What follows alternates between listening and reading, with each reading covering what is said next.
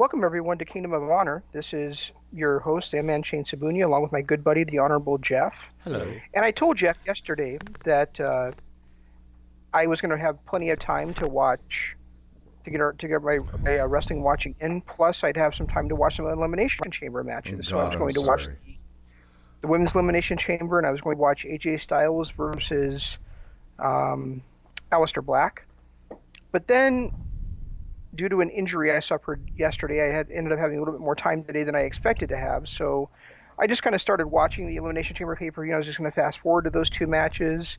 But I got to the first Elimination Chamber match, which was a tag match, and I decided to watch that. That was a mistake. Um, the sad thing is it started off really well. It started off with the Usos versus the New Day, which is usually really good. They then entering third was Lucha House Party, and that was really exciting. And then the World Tag Team Champions came in, Miz and John Morrison. And the match became slow and plodding. And Corey Graves said, "These guys are moving like they're a well-oiled machine." No, Corey, they don't. They move like a clunky machine that hasn't been oiled in 10 damn years. I wonder why that is. Um, and then you had Otis and Tucker come in, and as I'm trying to think of the guy's name, Metal League's partner climbed to the top of one of the chambers, one of the pods, I should say. Otis just kind of looked at him, then he looked around the ring like he didn't know what he was doing. He just kind of stood there, big and imposing, and you could see that he had no idea what he was supposed to do next. And it was just cringeworthy and awful and embarrassing for Otis himself. And then the guy that climbed on top of the pod, a couple minutes later, everybody else is gathered in the middle of the ring, and and now it turns out he's hanging from the top of the chamber, and he does a shooting star press from that position. Lands on everybody else, and then his partner ends up getting pinned by heavy machinery after a compactor. And Michael Cole is going, how did nobody notice him climbing across the ring like that? And I'm thinking to myself, Cole, you're asking the wrong damn question. Why was he climbing across the ring like that? He was just climbing across, just hoping everybody else was going to be laying in the middle of the ring, ready to be shooting star pressed on top of. Because that makes a lot of sense. And then the last team is about to come in: Dolph Ziggler and Bobby Roode. Yay. And then we get the WWE trope from several elimination chambers where the heel team is afraid of the face, and so they're going to hold their pod closed as best they could. And I looked at that and I said, done, and shut off the match. Oh my God. Oh my God, Jeff. It was terrible. You know, first of all, did you expect anything different? We've seen the same shit over and over and over again with that company now for what, 4.5, 5 years? Well, Jesus, probably longer than that. It's just we didn't have any alternatives before that. It never changes. It's the same tired storytelling. They go after the entertainment big spots, and people stand around like morons waiting for those big spots. It just doesn't change. Now, I was going to actually watch those matches. I really was. I That was my goal for tonight. But after you messaged me this afternoon and said you needed a palate cleanser, I literally just said to myself, I'm not even going to bother because it just Good call. there was nothing. And I still believe AJ Styles is probably the best wrestler of our generation. He's Ric Flair, he's Hulk Hogan, he's this generation's great goat. It's right now it's between him and probably Jericho as the best of all time. Um, but I can't even watch him for the because of how silly everything has gotten in that company.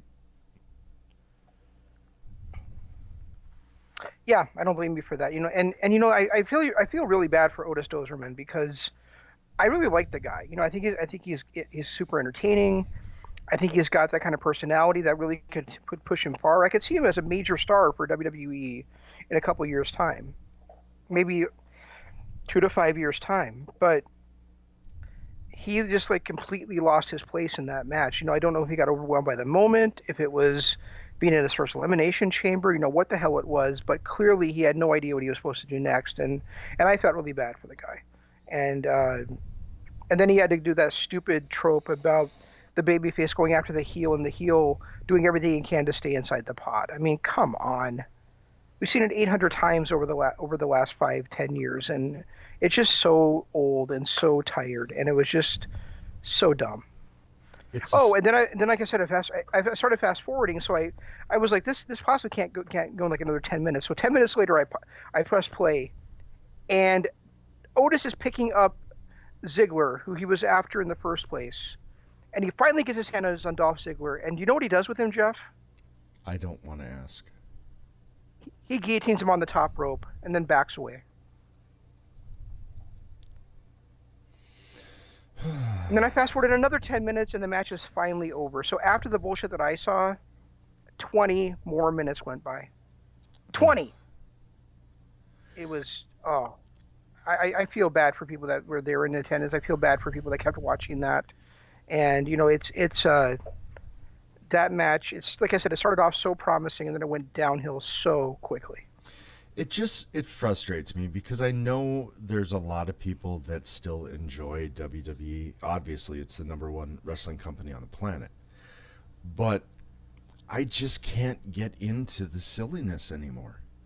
I can't get into the tired storylines, the consistently shooting for the big spots just to pop the crowd with no storytelling to get to those spots. It's just it's maddening for me. It really truly is. And I was going to talk about this match last of the Elimination Chamber matches, but since we're talking about, but actually, that what you just said kind of leads into the women's match a little bit. So there was a spot in the men's match where, I mean, I already mentioned the spot about um, Metalik partner. What the hell's Metalik's partner's name? You remember? I have no Bugs me, clue. I can't remember. I All right. Well, anyway, honestly, the Lucha House Party number two. Then I mentioned how he did that, how he climbed to the top of the pod and he climbed across the ring. Well, before that, both he and Metalik were up on the pod earlier in the match, fighting against both members of the New Day and then also against the Usos at different times. And so we already had a lot of on top of the pod stuff. And I really was gonna um, harshly criticize the women for doing the same thing. But then I thought, after I saw what happened in the rest, because Sarah Logan climbed up there and she was fighting with Ruby Riott on top of Liv Morgan's pod, and it was kind of a cool way, I guess, to have all three of the former Riot Squad members in the same shot. But I was like, guys, we just saw people fighting on top of the pod an hour and a half ago. Did you really have to do it again? It was just like I felt about um, the men's War Games match having bringing in the weapons after we'd already seen in the women's match. right. Um, but it was just like you got to know what the other people are going to do and then not repeat the same spot. But then when I saw how the match progressed, I was like, well, they kind of had to get everything in they could get in before Shayna Baszler kicked everybody else's ass. So Yeah, uh, that's one match I may end up actually watching that one because I've heard that was really good. But I also heard the men's tag team match was pretty good too. So I don't know if I can trust my source. Um, the Lucha well, House it Party, probably Metalik's I would partner. say for the I would say for the go ahead. Who was his It, partner? it's either Callisto or Lince Dorado. Lindsay Dorado. Okay. Lindsay Dorado, isn't it? Yeah, it just came to me as you were saying that. Um, the thing with tag matches, I'm sure if you're following WWE, it was a lot better than what I saw. You know, but coming in as a fan, as a casual fan watching it, it was not. So let's make a comparison. Like if you and I had not been following Ring of Honor for the last couple of months, right? Right. But we watched those two shows last week, and we thoroughly enjoyed ourselves watching those two shows. I mean, they had their moments that we didn't like. They had their weak spots, but all in all, every match on that card had something to recommend on both nights. Right. Here I watched three matches on Elimination Chamber, and I find weaknesses in all three of them that make me not want to recommend them. I mean, for the women's match, I would say start watching when Shayna Baszler comes in, because you didn't miss anything before that, really. You know, for the tag team match, I would say the first three, when the first three teams are in there, it's great, and then everything slows down when Miz and Morrison get in. And I'm not trying to, and it's not Miz and Morrison's fault that they've been stuck together again, and they have no chemistry anymore. And they're both better as singles performers than they are as tag performers. But it is Miz's fault that he's gained like 10 pounds of muscle mass and he no longer knows how to move. It's just like when Bad Luck Fale lost that 60 pounds a couple of years ago and he didn't know how to move anymore. I feel like Miz is slower and clunkier than he used to be just because he's gained that weight on and he hasn't had a chance to work out how to use it yet. Does that make sense? Yeah, it does completely. But it was them, and then, like I said, Doze not knowing what he was supposed to be doing that really kind of brought that match down. But and then the AJ Alistair match was really, really good. And then that ending happened, and it was just, do we have to do that thing where somehow magically the Undertaker's going to know that the guy in the match is going to make fun to taunt him and make fun of him during the match, so then he can just magically appear and attack and cost the guy the match? Do we have to do that thing in 2020? Apparently we do. Right.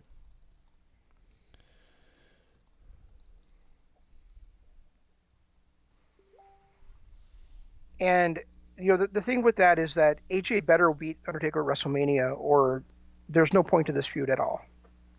It helps nobody at all if Undertaker completely dominates AJ at every turn and then wins the feud. Well, it unfortunately would be a lot like the MJF Cody feud, where Cody kind of dominated Cody kind of dominated at every turn, and then just to pull a fast one, they let MJF win the match. I feel like even there they lost way too much because of it. And I don't feel they lost. I don't think. Wait. What did they lose because of it? I went into the match thinking MJF didn't have a chance in hell, and then he got the pinfall, but it was because of his ring that was magically he just remembered after getting his ass kicked for 20 minutes. I don't know. I'm Oh, right. Okay. I'm still having my issues with that. Even though MJF won the match, I still don't feel like he is actually a equal of Cody because of how he was punked throughout the entire feud leading up to it, and then it took a cheap shot to win. My problem with the finish is that Cody hits Crossroads, right? Goes for the pin, pulls MJF up. Then he hits a second Crossroads. Then he pulls him up, and before he can hit the third Crossroads, there's MJF hitting Cody in the face with the ring. So it's like those two Crossroads with your Cody's finishing move, and have won him championships, don't knock MJF for a loop? Really?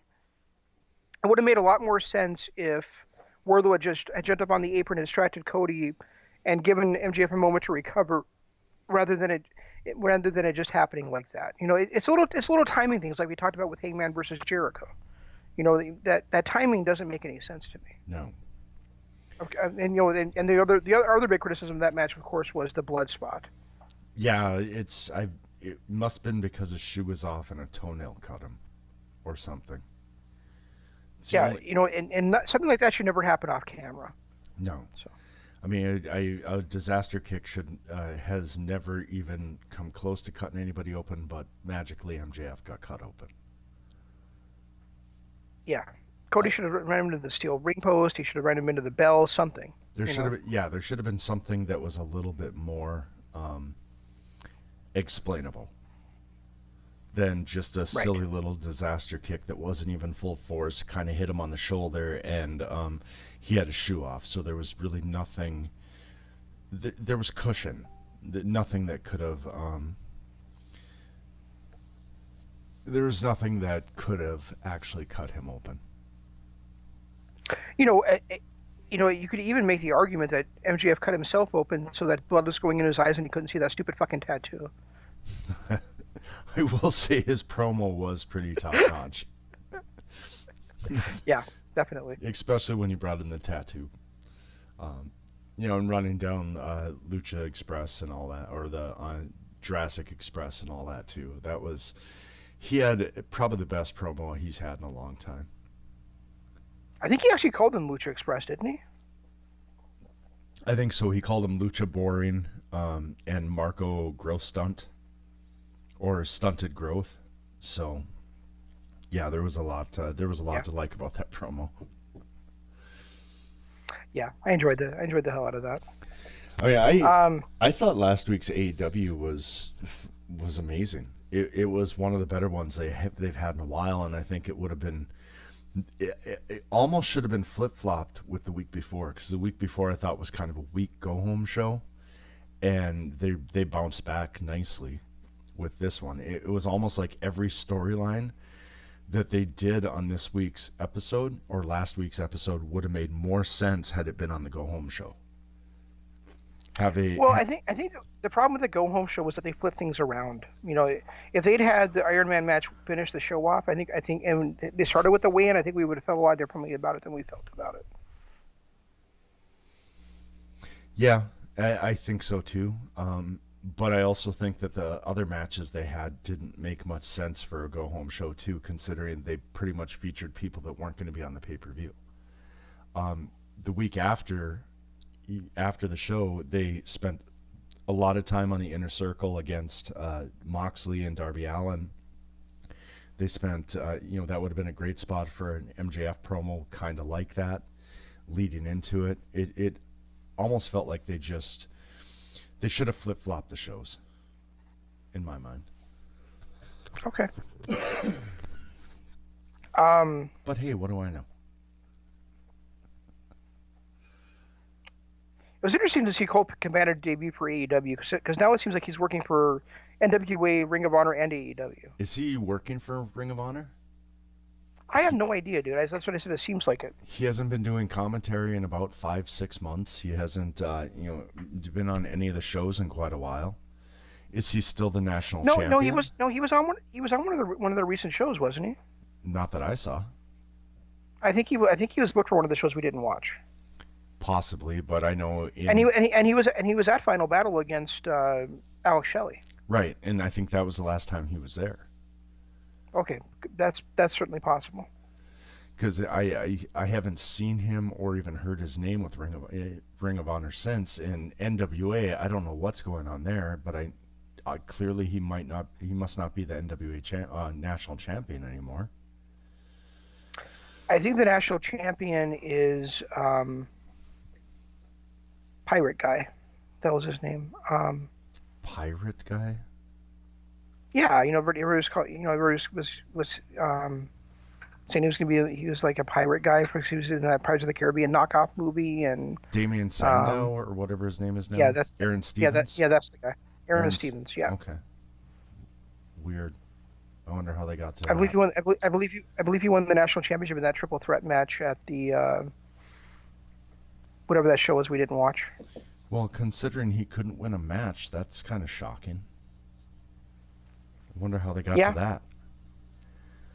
Actually, you know what? I don't care how they got to that.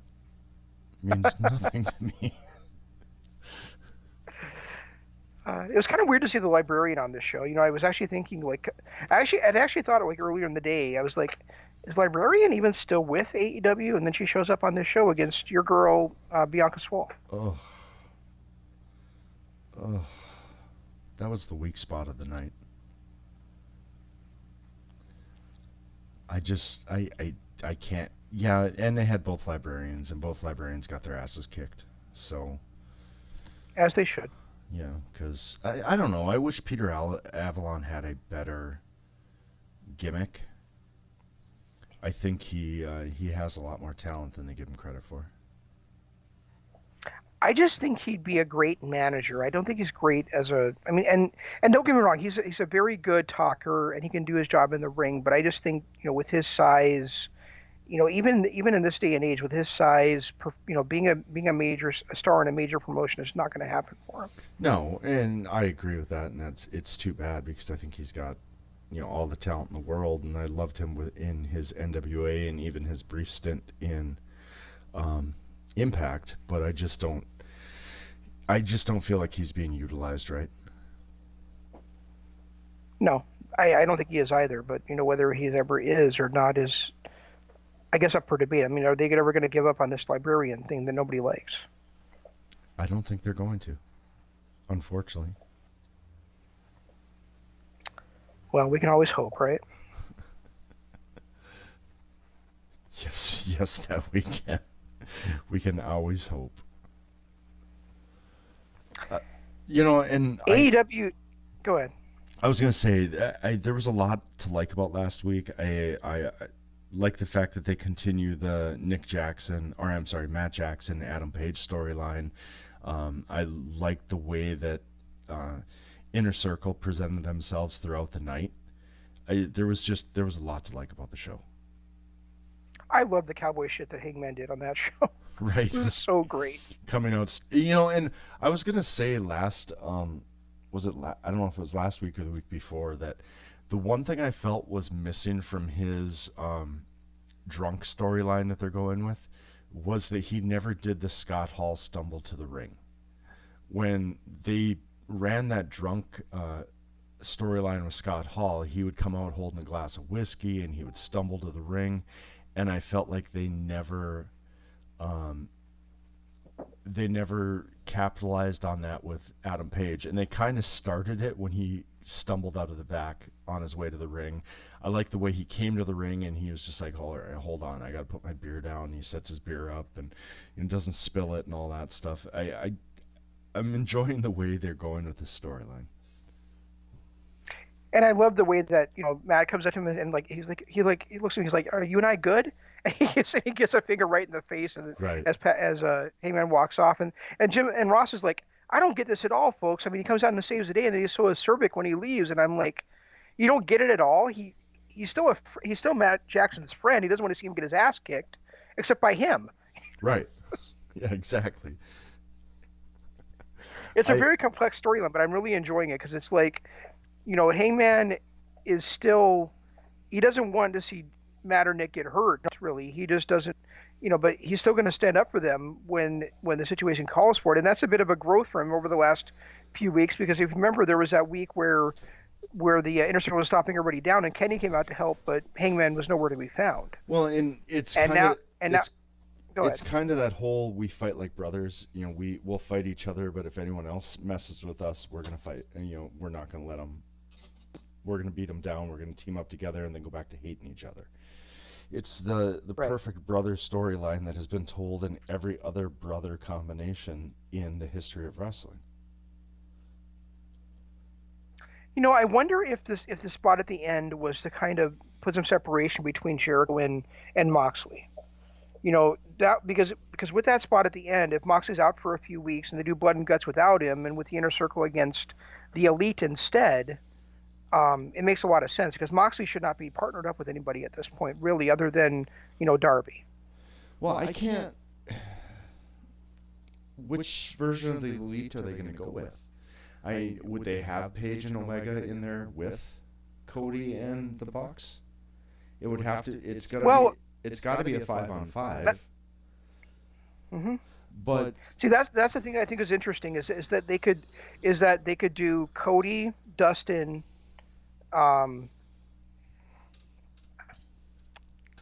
what was I going to say? Cody, Dustin. Matt, Page, and Hangman, That's the thing or Matt, Page, is and that Omega. that's where the drama is. Do you do where maybe Hangman's on the outside looking in and he gets pissed off about that too, where it ends up being the Young Bucks, Cody, Dustin, and Omega are the ones in blood and guts the inner circle, and then Page's like, wait a minute, guys, I'm the one that saved the day. I'm the one that keeps winning the tag team titles, but I don't get chosen for this match. Are you kidding me? Yeah, that would put a little more animosity between him and the elite. I'm not, I'm, I'm more thinking that if anyone's going to turn heel, it should be the rest of the elite, just because that kind of fits the whole storyline. Cody becoming part of this feud after he basically swore everybody, including his own brother, off, a month, 2 months ago, is a little bit twisted. It Swore just his own brother off. What did I miss? when he basically said that he's got to do all this by himself because his brother and the Bucks they're in feuds or blood feuds with the inner circle and Kenny is doing whatever he's doing with Pac, and he just basically said he's going to do it by, and even his own wife is messed up with her own thing. He pretty much came out and cut a promo when he started his feud with MJF, saying he's just the only person he can count on is himself. I mean, Yeah, I, but then the outs. I'm sorry. Go ahead. I get why he came out and protected his brother, but we talked about this a couple of weeks ago that he's the one that kind of quit the elite. Yeah, granted, Paige did it on the web series, but Cody did it in on national TV. That's very true. Um, trying to think what. So with this whole storyline with Jake the Snake Roberts, and his client, it could actually end up being that Cody has business elsewhere, so it actually ends up being Page and Omega, Young Bucks, and Dustin against the elite, against the inner circle. Which would make more sense. It would. I agree. Would make a lot more sense. And then you can get the tension between Matt and Paige throughout the match. Yeah. I really think Paige. Thinking about it a little bit more and talking through it here, I really think that Paige has to be part of Blood and Guts, because then you still have that, you can still have that same drama as him being left out, because it could be that no, I want to start the match, no, I'm in next, no, I'm coming in next, and always saving him to be the last guy, Yeah, or to even be the fourth guy, and then he can't even be they can't even be the cleanup hitter even. right. Yeah, there's a lot of storylines that actually makes a lot more sense than having Moxley against, or Moxley teaming with Dustin and Darby, which is what I was talking about last week. Because then you got to find two more partners to go along with them, and there's always the tag team, and who's the tag team going to be? I think your scenario makes a little more sense where you have the elite against the inner circle. I think so too. And then again, that makes sense with Moxley being put out, is maybe he's got to be out for a couple of weeks because he was put through that table and just got his ass completely kicked before that by the inner circle. Right. Yeah, and the other part of AEW that I really enjoyed was the revelation of the Lucha Brothers and Pac as a mid card stable. I'm sorry, the revolution of what? Revelation of Pac and the Lucha Brothers being a mid card stable. What they call themselves, the Death Triplets or something like that. Did you miss Yeah, that Death part Triangle too? is a really cool name Death for a Triangle. Okay. stable. And we had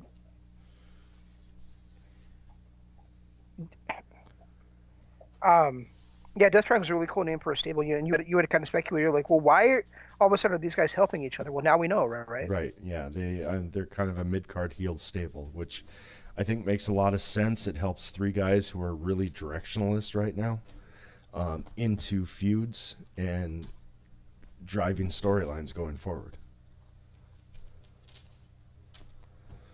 It's pretty sad when Pac, Ray Phoenix, and Pentagon Jr. are directionless.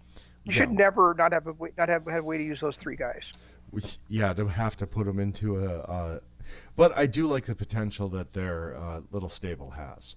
But now we've got three heel stables and one face stable that's not even a really um, stable.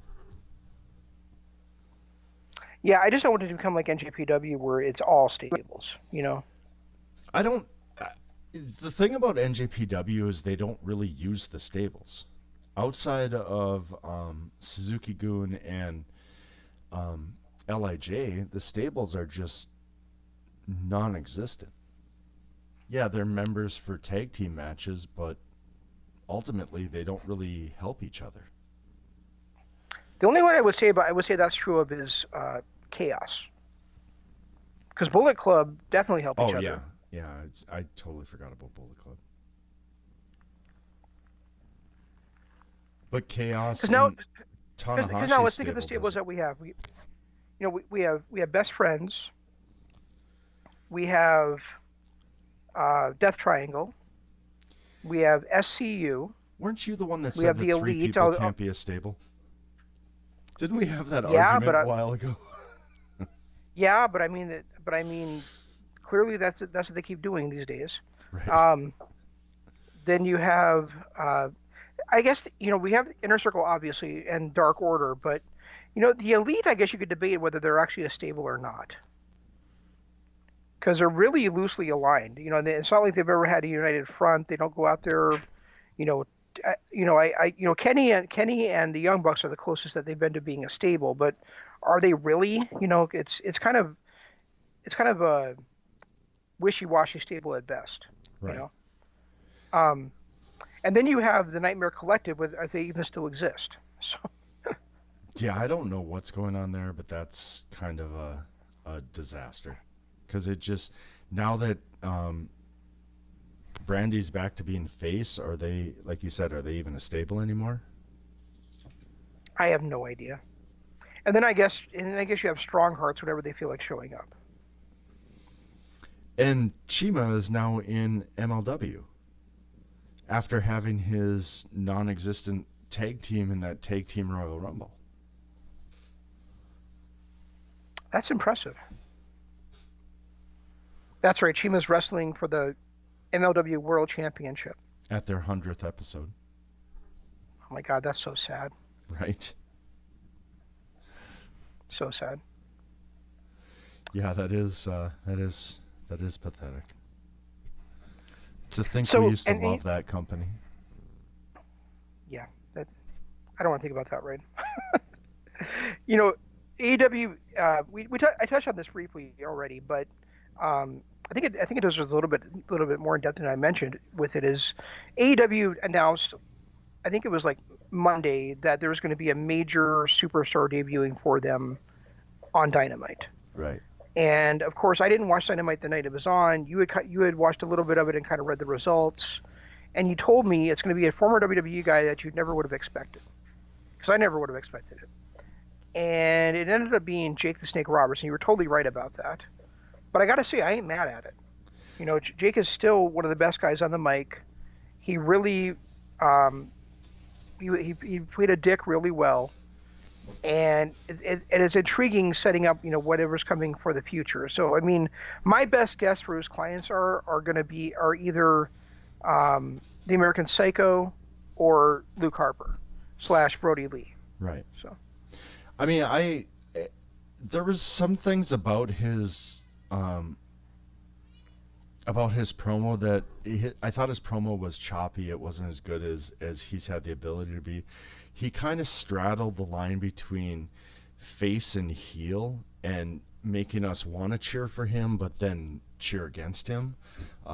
You know, I wish he would have at least said something, even if it was a quick crowd poppy moment about getting back into the ring for the first time in 20 years or whatever, when he was feeling the ring ropes and smelling his hands and smelling the turnbuckles and all that stuff. It just, that part seemed out of character for what he was going for. And even if he'd done that quick crowd popping moment, got it out of the way and then went off on his spiel, I think would have made a little more sense. yeah, probably. But But I still enjoyed it. It actually it kind of brought back memories of how great Jake was in the past.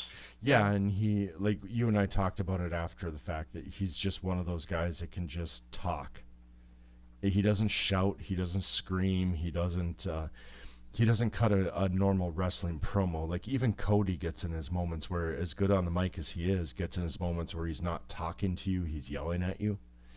Um, Jake Roberts and Arn Anderson are probably the two best in the history of wrestling at just talking to you. And I think Hmm. I want to see those two just, even for nostalgia's sake, just one more time, the two of them on the mic together. Well, I think it's going to happen. Well, it has to happen with the way they're building this story. I know. That's what I'm saying. I think it's going to happen. So, anything else for Dynamite? Not really, no. It was a good All right episode. then. I'm actually looking forward to this week's. Yeah, I think 2 out of the last 3 weeks they've had their no, I would say 3 out of the last 4 weeks they've had their best. They've had three of their best episodes Well, yet. they just keep figuring it out. Like every single week, the negatives that we have end up not being there anymore, and it's getting harder and harder to pick apart things. I mean, right now, I'm just literally picking apart tiny, tiny little things like Jake Roberts saying, "Hey, I wish you would have done this." But the reality is, I have nothing bad to say about this last week's episode. I felt like the Inner Circle's presence was great. I felt like the Cody Jake Roberts bit was great. The matches were good. I enjoyed. Chuck Taylor against Pac might have been one of my favorite matches of the night, even though it wasn't anything super spectacular. It's just hard to say anything they did are good. Um, I'm going to say this, and I don't want you to take it the wrong way because it's I'm going to compare it to the WWF, Oh, not the please don't. WWE. Please don't. Please don't. No. It it felt like an outstanding episode of Raw from the Monday Night Wars from when the Attitude Era was going on. You had that great promo at the beginning from Moxley that was a lot like an Austin promo. You had Jericho coming out there and getting on it, which was a lot like The Rock when he was in the Corporation. Then you had that great ending with the powerbomb through the table. You had the moments of suspense during the night. I really felt like in a very good way, it felt a lot like a Raw from that time frame when Raw was at its best. Yeah, and I still compare them a lot to WCW from like '96 to '98, where everything ends up in a beatdown at the end of the show, and you've got that heel Yeah, stable standing tall at the end of the show, which is basically what we dealt with the NWO for a couple of years. yeah, that's a good point because I think the first time I ever saw somebody get powerbombed from a stage through a table, it was Eric Bischoff getting powerbombed by Kevin Nash. So Right.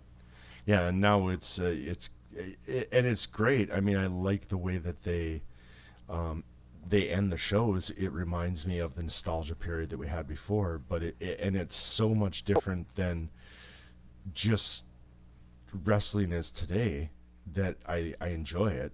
But at the same time, it really does have that late '90s feel to it. So if you're a fan of that era, you're getting great wrestling now. exactly. So if you're a fan of that era, you're getting great wrestling now. Whereas if you go back and watch those Raws or those Nitros, a lot of times the matches on there were not anything special.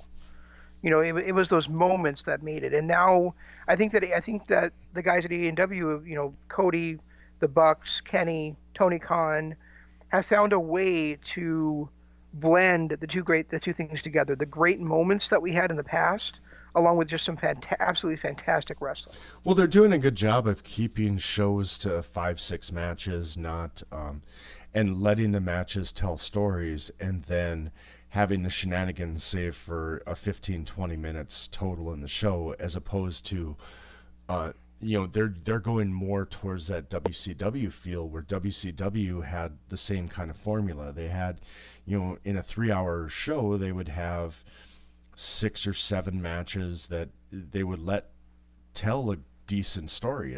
Of course, they had their squash match here and there, but their main events, their top of the hour matches were usually 15, 20, 25 minutes long. And they told their stories, and then they ended the night with the shenanigans. And I think AEW is kind of has that same feel where it's got the New Japan style of actual storytelling in the ring mixed with a little bit of shenanigans to keep the American audiences happy. The other thing I think that AEW is doing better than WCW did is, and I know that you and I get on Jim Ross's commentary at times on this show, but what they're doing better is, if you watch those old WCW Nitros and Thunders, they were always talking about what's going to happen later on in the show. What's going to happen. They could have there could be a great 20-minute match going on between Humberto Guerrera and Dean Malenko, and throughout the whole thing, they're talking about what Hulk Hogan and Kevin Nash are going to do at the end of the show. The other The the other announcers the thing announcers are always present during the matches here. the other thing I think they're doing very well is they're doing a good job of getting over the younger talent. They do a really good job of getting Darby Allen over, of getting Guevara over, of getting, these younger guys who are not names in the, I wouldn't say necessarily the wrestling world because the wrestling world knows and loves these people, but they're doing a good job of getting over people that are um, not as well known. Where WCW was so hung up on their top 5 or 6 guys that that's all they would talk about for 3 hours. Absolutely. And when you say they're doing a great job, I think the booking is doing a great job. I think the characters themselves are doing a great job, but the announcers are also selling how great they are. Yeah, and You know, the the announcer, the announcers made it a point of, I think it was Excalibur made it a point of, when they were talking about Paige and they were talking about Darby Allin and they were talking about Moxley, how strong they were. I think it was Excalibur that made a point to say, and look how great Sammy Guevara was. He almost stole the show. right. So Yeah, and they do great. That's one thing I'll give them definite credit for is they do a great job of talking these guys up when they're in the ring, focusing on the greatness of these guys. Because let's face it, they do have some amazing talent on that roster, and even a guy like Darby Allin, who I even knew nothing about, but which isn't surprising because he's only been in wrestling 2 or 3 years. They're doing a very, very good job of getting these guys, in front of audiences, getting them over the best they can, and they're going to end up making the future stars of this business. Where in 5, 6, 7 years, Paige, MJF, Guevara, and Darby Allin are going to be the guys leading the charge. It's not going to be Cody and the Bucks anymore. It's not going to be Randy Orton and Bray Wyatt that they're leaning on. It's going to be these young guys who are in their early 20s that are now starting to come of age and become mega superstars. And the amazing thing is that they're doing that without a mid card championship. These guys are wrestling in the mid card. They're having great feuds with each other, great matches, and they're making the personal stakes matter instead of having a another championship that would get watered down in a 2-hour format. And they're not sacrificing anybody. Like typically when you go back and you watch, They're sacrificing Joey Janela and your boy Sean Spears. yeah, but we've talked about these guys before. They just don't they connect with, well, Joey Janela especially connects with crowds, but he just doesn't have that defining it factor yet. And as far as what I mean by sacrificing guys, if you look back through the 90s, you got to kind of throw out 97 to 99 because you had 4 or 5 guys kind of rise to prominence at the same time. But then Hmm. 2000s outside of the SmackDown 6, 2000s was dominated by 2 or 3 guys. The early teens were dominated by 3 or 4 guys. And in order for CM Punk and to rise to prominence, Daniel Bryan got kind of cut down and taken a back seat so that CM Punk Gotcha. could rise, and then Daniel Bryan had to rise after that. What AEW is doing is they're not sacrificing Guevara and MJF so that Darby Allin can rise. They're getting all 3 of these guys to rise at the same time, kind of like Triple H, Stone Cold, and The Rock did in the late 90s. That is an excellent point. I really like that point. Um, so we're 45 minutes in. Do we want to move on to Ring of Honor? I think we're gonna have to. We only got about 15 minutes left. So What a shock that we talked longer on something than we thought we would. yeah, Um, that never happens. so guys, I just talked about a little bit ago, and if you guys heard last week's show, you know how much Jeff and I loved the back-to-back nights of Ring of Honor 2 weeks ago, 2 weekends ago, I should say. Well, it's happening again this coming weekend. Uh, this coming Friday is ROH 18th anniversary show, and then on Saturday night they're doing a really cool concept called ROH Past versus Present. I'm expecting greatness on Friday night and just really entertaining stuff on Saturday night. Well, the top 6 matches on Friday night look to be just amazing. To be honest, I'm not really sold on the bottom 3 matches, mainly because I can't buy into Session, Moth Martina, PCO, and Eli Isom versus Bully Ray just doesn't seem like a blow off. We're not going to get an Eli Isom win because Bully Ray's not going away anytime soon. So those first 3 matches Well, might. wait. Before, I understand why you might feel that way, but we were also talking about like right before WrestleMania weekend. So it wouldn't shock me if Bully Ray is out and then he somehow joins WWE like on their commentary team or something like that coming into WrestleMania. Yeah, I guess you're right. I don't know. It seems like this is a story that should play out until Final Battle if things are being booked correctly, which lately they seem like Ring of Honor has kind of turned the table and they're starting to book things correctly. Well, yes and no, because their second biggest show of the year, for WWE, their biggest show of the year is WrestleMania. Their second biggest show was SummerSlam, right? Right. For for Ring of Honor, their biggest show of the year is Final Battle, and their second biggest show is the anniversary show. Yeah, true. So I mean, if you're not going to do it at Final Battle, and they didn't at Final Battle, then why are they? Can they really build up Eli Isom versus Bully Ray for an entire year like they did with Bully Ray and Flip Gordon? I think they could have. I think this match might be too soon in the unless it's going to be a competitive match between the two and Bully Ray somehow cheats to win, then maybe they could continue it. I think maybe I guess it depends on what they're trying to do with Eli Isom. If they're trying to build him to become a top of the card star like they did with Flip Gordon, then yeah, okay. But if this is just a blow off match, then I think a win by Isom at this point to push Bully Ray out does nothing for Isom. He needs to be in a long program fighting against Bully Ray and showing his toughness like Flip Gordon did to actually rise in the card, or he's just going to be stuck in a mid card.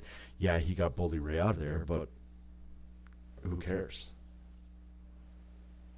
For those of you who don't know what we're talking about, if Bully Ray loses to Eli Isom, he will be out of Ring of Honor. He'll quit. Bully Ray has said that the next time he loses a match in Ring of Honor, he is done with the promotion because he has an ironclad contract, but he'll quit if anybody can beat him. Yeah, and I just think in the story and it's currently listed as a straight up singles match, but I guarantee that's not going to be the case. Not with Bully Ray. But I just think it's too soon to pull that trigger and let Eli Isom beat him. Yeah, it probably is. I mean, and then when you look at the rest of Friday night, Jeff Cobb versus Slex, that could be just an outstanding match. I like the Dealer's Choice four-corner survival match with Kenny King and Bateman in there against the two big hosses and Taylor and Moth. Briscoes versus Castle and Hendry looks like a great match. That tag team match with Skrull and Gordon against Gresham. What are they calling them? The Foundation? Lethal and Gresham. The what? The Foundation. The Foundation, right? Yeah, with Lethal and Gresham, and then Dragon Lee versus Bandito. That's if these two perform like they can, that's going to be that has match of the year written all over it. And I love the fact that PCO's bid for anything to do with the championship match is gone, and it's Roosh versus Haskins. I That's do too, and I think it's gonna be a fantastic match. But more importantly, I think somebody could look at this match and go, Mark Haskins versus Roosh is the main event for the second biggest ROH show of the year. And if I'm going to say yes, motherfucker, because that's what Ring of Honor does. well, If you look at their history, this is what they do. They get world. Everybody gets a shot at that world title, and Mark Haskins has been outstanding for them for the last year. and anybody that is questioning Mark Haskins' ability has not been watching Mark Haskins for the last 2 years.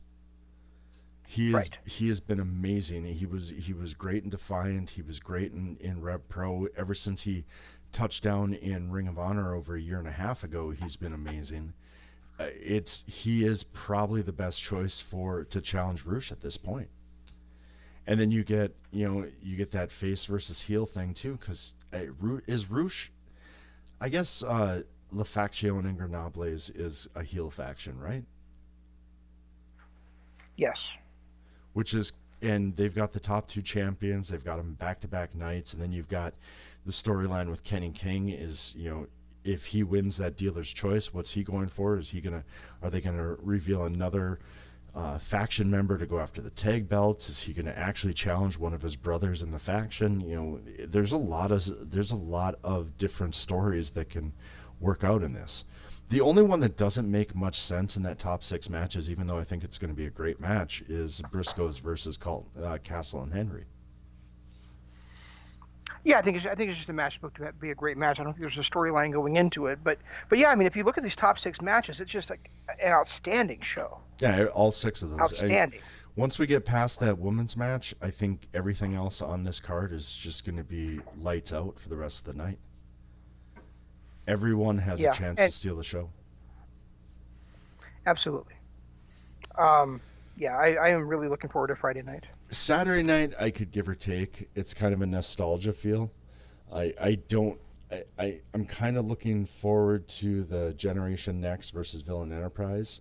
Although Generation Next wasn't that Matt Nick's title when they were in Impact?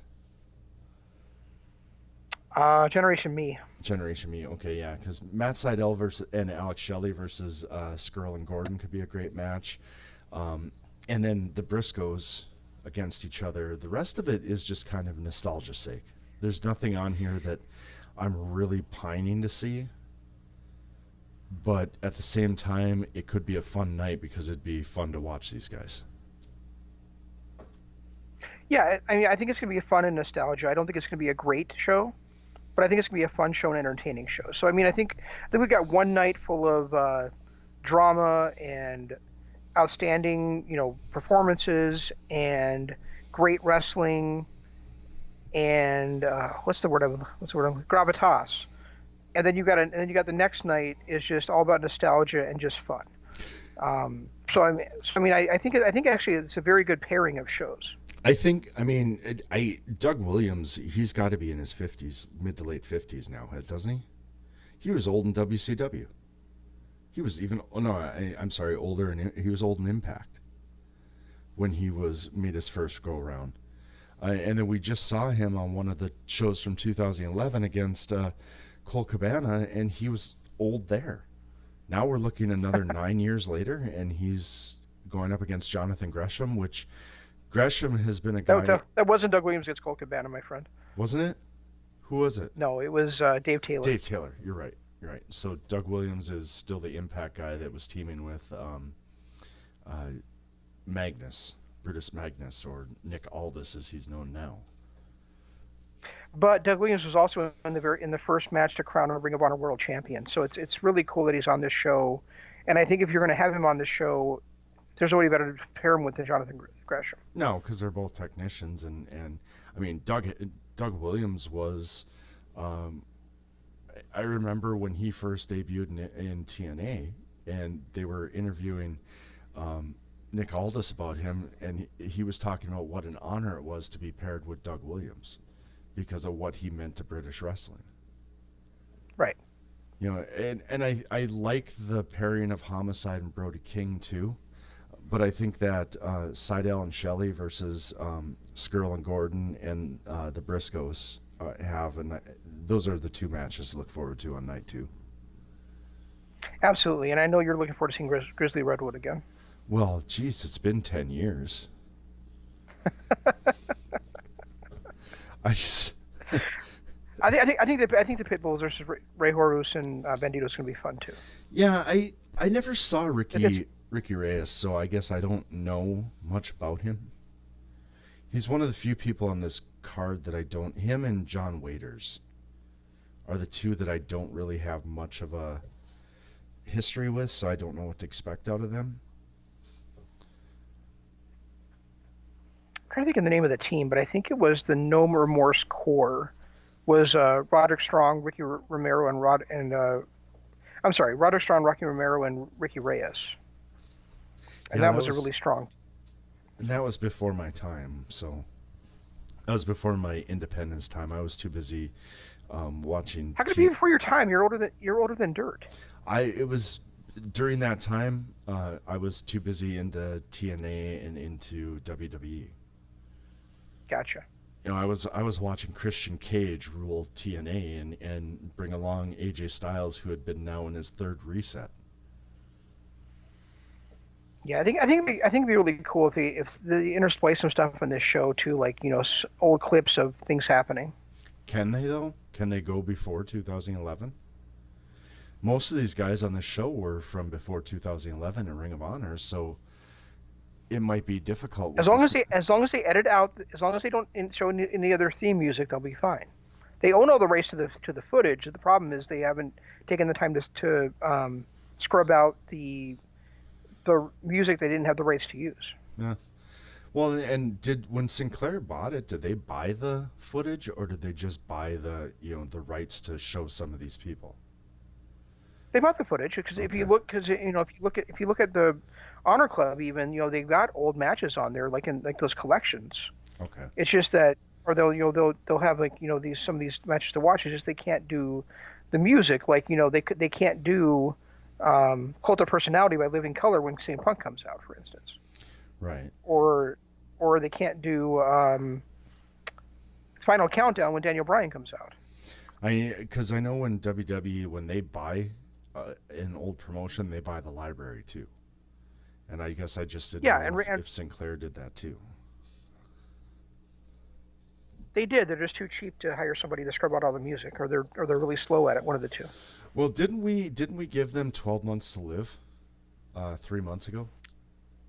We did, but it seems like they've jump started themselves at this point. Well, and they seem to be signing some decent talent again. Slex is a future star. Uh, I would love to see a guy like Alex Hammerstone make his way to Ring of Honor.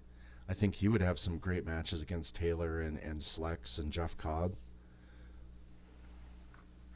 You Yeah, know, and they're signing great talent, and I think they've come up with a couple of really cool factions that are Lux Faciones, Ingobernables, and then the Righteous. You know, right, and Villain Enterprises Sans PCO is still a great faction too.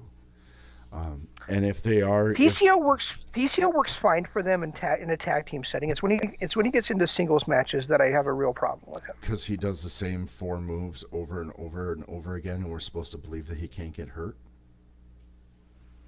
And he looks as lost as a singles performer as Dozerman looked in that Elimination I Chamber. still think one of my favorite all-time PCO moments was when he and Brody King were in a tag match. And I forget who they were against. I thought it might have been the Briscoes.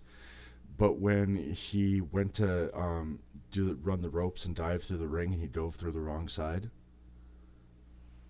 Oh yeah, and the announcers are like, "I think he just short-circuited." They had no clue what was going on either. That might be my favorite piece, and I don't know if that was planned or if he's just like spur of the moment. Let's just do something stupid. But that might have been my favorite ever PCO moment. no, your favorite PCR moment is when he won the championship when he got jump started by the car. That is hard to. That's hard to top. For He terribleness. he got jump started by a car. I mean, come on. And not only could When they they couldn't even just get the hood open, and there was just right, jumper cables for some reason hanging outside the grill. yeah, and I mean, the door was open. He couldn't go and hit the hood release latch. He had to use a crowbar to open it. Just Because oh, that's how you open a hood. right. Just ugh. Bully Ray should have got fired off the booking team for that one spot alone. And I think he may have. That was probably the end. Yeah, you're probably right. They looked at that and said, Yes. "Yeah, no." Yeah. So this was like a great show this weekend, guys. I highly recommend you tune into it. Um, you can get Honor Club and buy it that and watch it that way. It's probably on Fight. I'm guessing it's on Fight TV for probably like $30 or something. So Yeah, and I think if you go to ringofhonor.com, you can actually order the pay-per-view too. I've got Honor Club and the full ride for it, so we get them all. But I think you can just get the pay-per-view too if you go to ringofhonor.com. I think so as well. Or Fight TV. Fight TV carries all their stuff as well. Yeah, I think Fight TV is a really cool service where if you don't want to get Honor Club, you don't, if you can buy a lot of things on Fight TV, and then you kind of have them all in that same place. So Yeah, and, to be honest, Fight TV does have a lot of free stuff too, a lot of free independent wrestling. And the Ring of Honor weekly shows are on there, and then you get access to pretty much all of the pay-per-views, with the exception of the Big Four. And when I say Big Four, I'm including Impact in there too, because Impact has its own streaming service. So I don't think they show any of their shows on there. no, they do. They do? Okay. Yeah. So ROH 18th anniversary on Fight TV is $34.99. That's not bad. Considering that it's probably going to be close to as good as Revolution was, and it's $15 cheaper. Yeah, I would say that is not too bad. And are they doing the bundle package for the weekend, or are they just doing that's just for the one show? It's just for the one show. Okay. That's still not a bad deal. When you look at these top 6 matches, you got a chance at least 4 of these matches stealing the show, and you've got a chance if Bandito versus Dragon Lee, or he's Dragon Lee in the U.S., he's Ryo Lee in Japan, right? Is that how Right. they're working it? That's how they're working it. Yeah. So I mean, you got a chance with that match of match of the year contender. I don't know that anything is going to top the tag match from Revolution, but that one has a solid chance as any. If you don't want to get Honor Club, then ROH Past vs. President will cost you $10 to watch. So you're just better off getting Honor Club for a month if you're going to do that. Yeah, because isn't Honor Club $10 a month is what they? It is. Yep, then, $10 a month, and then you can watch the stuff that we're covering on our other show. It ends up being like $14 a month if you go the whole pay-per-view thing. Because they have probably with tax, because it's $120 for a year, so probably with taxes it comes out to $14. Yeah, and I want to say I end up paying. I thought it was $150, but the high $150, but I think it's more like $140. I'll have to look back at my statement to find out for sure, but I want to say after tax and everything, it's about $140, which is worth it if they're putting on good shows. Yeah, you just want to buy groceries for a week and you're good. Dude, that's like groceries for a month and a half for me. I live alone. I have a toddler who all he eats is chicken nuggets. Groceries aren't anything for my house. That's like my niece. We took her to a really nice smokehouse here around the area here, and I couldn't convince her to get anything except for chicken strips. And if it's me, I just I do my meal prepping. That's like buy $50. That gives me 25 meals. That's my lunches and breakfast and everything, and then I just eat a sandwich when I get home. So groceries in my house are $120. That would last me probably 3 months. Well, there you go. $75 worth of chicken nuggets and then sandwich bread. That's about it.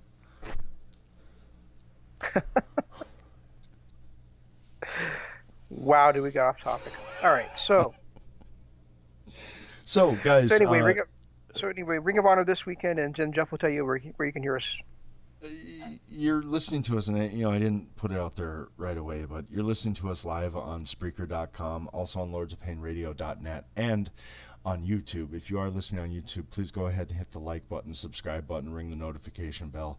So, because we do this live thing twice a week, and we do a live YouTube exclusive show at least at least once a month. We're actually shooting for twice a month, so you can get quite a bit of live content on YouTube. So go ahead and please hit that subscribe button and ring the notification bell, because that helps us out in the long run. Also, patreon.com/Kingdom of Honor. That might be the best thing that we can offer you, because we do a weekly a weekly exclusive show for our subscribers. You can donate for free, or you can donate and you can get access to our complete library of every show we've done on wrestling and everything else since 2014. There's a lot of content, and it's a very, very small donation. And we actually are doing a show live, or a show for Patreon tonight, covering Supercard of Honor from 2011. So that's another thing to watch out for. Those come out live every single week, or not. I'm sorry, not live, but they do get posted every single week. And our Twitter. That's where I post links to everything I can. I'm at Regi Co-op. He is at ZanmanLOP. And use hashtag DAD and hashtag KOH. We put everything on there and use those hashtags, so it's the easiest way to find us. And make sure you stay tuned to all the other LOP radio shows, which really there aren't a lot these days. But tomorrow you can hear IM's LOP Radio Adventure. Or no, wait, tomorrow is us, isn't it? Today's Tuesday. Yes. Sorry, tomorrow you can hear Dynamite After Dark. It was to go live right after Dynamite goes off the air. On Thursday is MCLOP Radio Adventure. On Friday is no longer The Right Side of the Pond. Now it's NWA The Legacy Series with Mystic and Ms. Fan. And then we'll be back with you next Tuesday talking about the ROH shows from this past weekend. 3 straight weeks of ROH from us, guys. Can you believe it? Especially considering we wrote it off 3 months ago and we're never going to watch it again. I did not see this coming. Never does not last as long as you think it does. Especially not in our world. That's all we've got. We'll try to do better next time. This is Shane saying long days, pleasant nights, and Jeff saying goodbye.